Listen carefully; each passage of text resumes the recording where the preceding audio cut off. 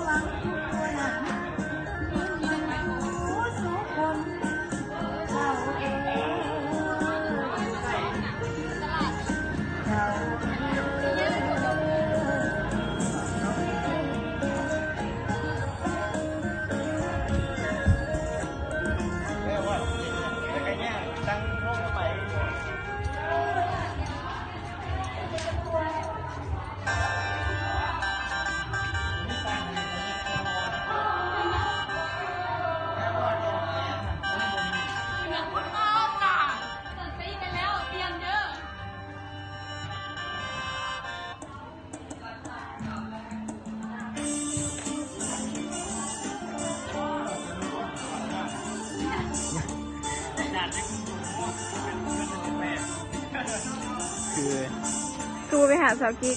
ฮะ มันมาเห็นมันยุ่งอยู่นี่ มาจอนเห็นค่อยมาหาเห็นค่อยมาหาเห็นค่อยไปหากับเจ้าแล้วว่าเขาเป็นแฟนเนี่ยเจ้าจริง